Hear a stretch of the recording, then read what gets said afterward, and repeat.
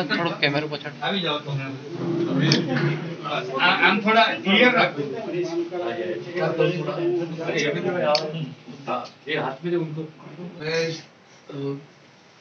आदरणीय शिवसेना के पक्ष प्रमुख उद्धव जी ठाकरे साहब, महाराष्ट्र राज्य के मुख्यमंत्री, आज हमें बहुत गर्व है, अभिमान है कि हमारी बहन कलाबेन मोहन डेलकर जी शिवसेना की प्रत्याशी करके यहाँ चुनाव लड़ रही है और शिवसेना इसमें गर्व करती है कि लड़ाकू महिला मोहन डेलकर जी खुद लड़ रहे थे, तड़प रहे थे।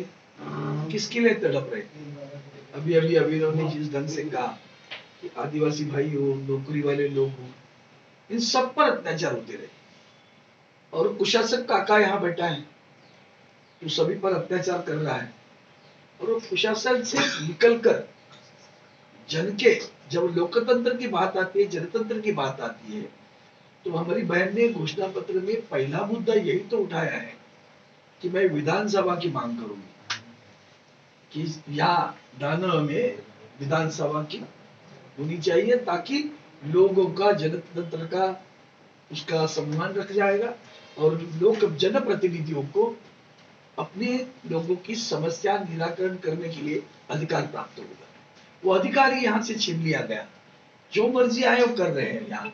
और इसलिए मुझे दर्द है कि मेरे मित्र मोहन डेलकर जी, हम साथ में बैठे थे और वो उनको हतबलता आई इतने लड़ाकू नेताओं को भी, क्योंकि बार बार लोगों जैसे नौकरी से निकाल दिए तो मोहन डेलकर जी गए, बोले भैया क्यों निकाल रहे हो? टीचर को निकाल दिया, 16-16 बरस सर्विस हुई, पीडब्ल्यूडी के लोगों को निकाल दिया गया। आज हमारी बहन ने फिर दोबारा वो घोषणा पत्र में लिखा है जिनको नौकरी से निकाला गया उनको रिइंस्टेट करने की बात कर दी है।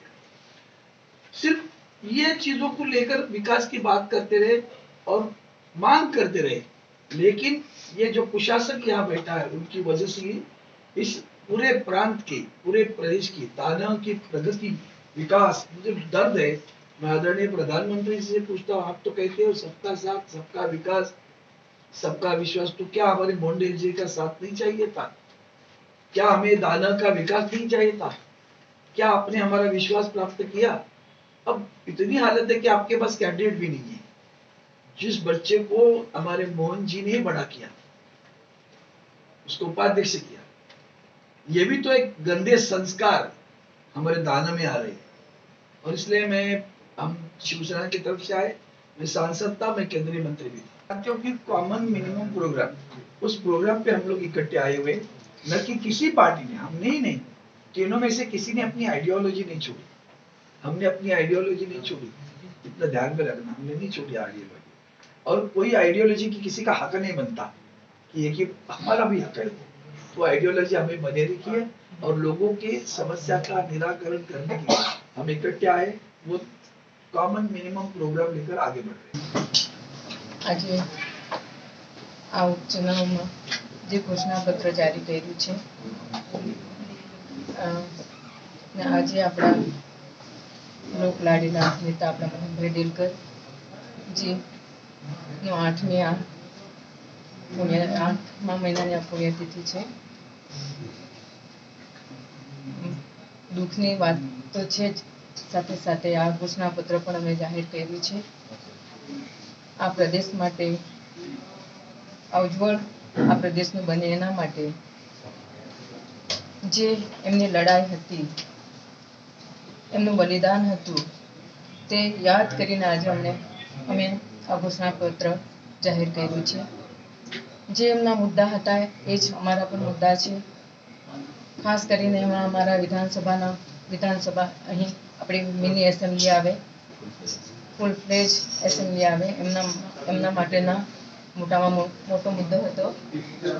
એમની સાથે સાથે અહીં શિક્ષિત બેરોજગારની સમસ્યા પણ ઘણી બધી છે, આદિવાસી સમાજના પ્રશ્નો પણ ઘણા બધા છે, ઘણી બધી એટલી સમસ્યા છે, ઘણા બધા મુદ્દા તમને પણ ખબર છે। એમાં 30-35 જેટલા મુદ્દા છે તમારા સમક્ષ અમે મૂક્યા છે।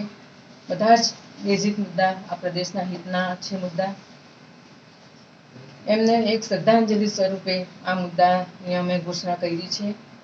આગલા દિવસોમાં એમને યાદ રાખીને એમની વિચારધારા સાથે આ પ્રદેશનો વિકાસ થાય. એણે જે સપનું આ પ્રદેશ માટે જોયું છે એ સપનું જ અમે સાકાર કરી શકીએ. પ્રદેશના લોકો હળી મળીને ઇલેક્શન આવ્યું છે, અમે જીતીને આ સપનું એમનું સાકાર કરી શકીએ. એ સાથે જ હું પણ આ ઇલેક્શનમાં એમપીના ઇલેક્શનમાં ઉમેદવારી કરી રહી છું. માટે હું બધાને જ કહીશ કે આપણા મોહનભાઈને યાદ કરીને એમની વિચારધારા સાથે એમના બતાવેલા જે પણ રસ્તે અમે ચાલીશું ને એક શ્રદ્ધાંજલિ સ્વરૂપે આ સીટને જરૂર અમે જીતાડીને લાવીશું. અમારી સમક્ષ છે ચેલેન્જ ઘણા છે. અહીંના જે પ્રશાસકની સામે અમારી લડાઈ છે, પણ અમારી સાથે લોકોની તાકાત છે, લોકો સાથે છે. માટે અમે જે પણ અમારા મુદ્દા હશે પ્રશાસકને સામે મૂકીશું. અહીં નહીં સાંભળ્યું તો અમે પાર્લામેન્ટમાં रजूआत કરીશું.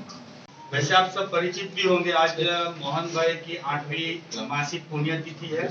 22 फरवरी को वो घटना हुई थी। तो आज के दिन हमारा जो घोषणा पत्र है वो हमने आज लॉन्च किया, लेकिन हमने उसको थोड़ा एक अलग रूप दिया था। आज सुबह 10 बजे उसको एक साथ सारे नगर हवेली में पब्लिकली लॉन्च किया गया। सारे पब्लिक को हमने डोर टू डोर इसको लॉन्च किया। और आज जब हम यह प्रेस वार्ता कर रहे हैं, उसका मुख्य उद्देश्य ये है कि आप सबके पास हमारा घोषणा पत्र है, अभी लोगों के पास भी हमारा घोषणा पत्र है। तो उसमें अगर आपको कोई जानकारी चाहिए, कोई स्पष्टीकरण चाहिए, तो इसलिए हम मीडिया से रूबरू हो रहे हैं। आप लोगों को पता है यह उपचुनाव है और उपचुनाव में हम लोगों ने सबसे ज्यादा फोकस यहाँ के लोकल मुद्दों को दिया है, क्योंकि जहां तक राष्ट्रीय मुद्दे हैं, राष्ट्रीय विकास की बातें हैं, तो हमारे पास हमारी केंद्र की सरकार है जिनको लोगों ने 5 साल के लिए मैंडेट दिया है। अभी 2024 तक उनके पास सत्ता है, उनके सारे मुद्दे हैं, उनका रोड मैप है, वो राष्ट्रीय लेवल पे उस पर काम चल रहा है। यह उपचुनाव है और हमारे 3 साल अभी बाकी है मोहन भाई के जो असमय निधन हुआ उसके बाद। तो इसलिए हमने जो यहाँ पर मुद्दे करंटली जो एक ज्वलंत मुद्दे हैं और विकास के जो मुद्दे हैं, लोगों की जरूरत के जो मुद्दे हैं दादरा नगर हवेली के, हमने मोस्टली ज्यादातर उन्हीं मुद्दों पर फोकस किया है और आगे 3 सालों में उन्हीं मुद्दों पर काम करने का हमारा लक्ष्य है।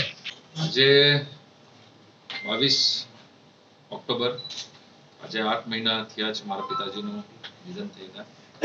હવે આ દિવસે અમે નિર્ણય કર્યો હતો કે અમે અમારું ઘોષણાપત્ર બહાર કરીશું. આ ઘોષણાપત્ર નથી, એક મારા પિતાજીનું મોહન ડેલકરનું એક વિચારધારા, એક ઉજ્જવળ ભવિષ્ય નગર હવેલીનું એક વિચારધારા છે. જે એમનું એક સપનું હતું, જે ઉજ્જવળ ભવિષ્ય અને નગર હવેલી જે એમનું એક સપનું હતું, જે સારી રીતે અહીંયા લોકોને જે વ્યવસ્થા મળવી જોઈએ, એમનો હકદાર મળવું જોઈએ, તેનું એક સપનું. એટલે મેનિફેસ્ટો સાથે આપણે કહી શકીએ કે મારા પિતાજીનું એક ઉજ્જવળ અને સારું નગરેલીનું ભવિષ્ય અમે લઈને ચાલશું. એમનું જે સપનું હતું તે અમે લઈને હવે ચાલશું. તે અમે બધા મુદ્દા અમે ઘોષણાપત્રમાં લીધા છે. જેમ કૌશિકભાઈએ કીધું, ઓલરેડી એમની સરકાર છે, બીજેપીની સરકાર છે, એમના જે મેનિફેસ્ટોમાં હતા તે બધા નેશનલ લેવલના બધા મુદ્દા હતા જે લોકો અહીંયા એક્ઝિક્યુટ કરવા માંગતા છે. તે ઓલરેડી એક રનિંગ પ્રોસેસમાં છે. પણ અમે જે મુદ્દા બધા લીધા છે, જે ખરેખર લોકોની જે સમસ્યા છે, લોકલ લેવલની જે સમસ્યા છે, સામાન્ય અમારા ટ્રાઇબલ લોકોની જે સમસ્યા છે, તે તમામ મુદ્દા અમે લીધા છે. એમાં પેલું ને બધા કરતા મેઇન મુદ્દો જે અમે લીધો છે એ સાથે સાથે અમારા સાથે સાથ સહકારમાં અમે આપણે શિવસેનાથી આપણે સાવંત સાહેબ બી આવ્યા છે, વિનોદ સાહેબ બી આવ્યા છે, જેમને બી આપણે સાથ સહકાર સાથે એ બી અમને આપશે કે અહીંયા જે બી લોકલ મુદ્દા રહેશે આપણે શિવસેના પાર્ટીથી બી આપણને સાથ સહયોગ મળશે. પણ આજે જે તમે આજે બધા આવ્યા છો, પણ અમારો મેનિફેસ્ટોમાં પહેલો જે મુદ્દો રહેશે ને પાર્લામેન્ટમાં બી ઉચકવામાં આવશે તે છે એસેમ્બલીનો મુદ્દો. જે ખરેખર આપણા નગર હવેલી દમણ દીવને જે કમી પડતી છે, જ્યારે દેશ લેવલમાં એક લોકશાહીની વાત થાય, આખા આપણા ભારત દેશમાં લોકશાહીની વાત થાય, ત્યારે આપણું નગર હવેલી દમણ દીવ એક તાનાશાહીમાં જીવી રહ્યું છે, જ્યાં લોકપ્રતિનિધિ પાસે કોઈ પાવર નથી, કોઈ તાકાત નથી. જ્યારે લોકો એમને વોટ આપીને જીતાડે છે, તે ત્યારબાદ બી એમને કોઈ પાવર્સ નથી કે કોઈ લોકોનું એ કામ કરી શકે. તો પહેલા અમે જે લોકતંત્રની વાત કરીએ છીએ, આપણા દેશમાં લોકતંત્રની વાત થાય તો આપણા નગર હવેલી અને દમણ દીવ કેમ પછડી પડે છે?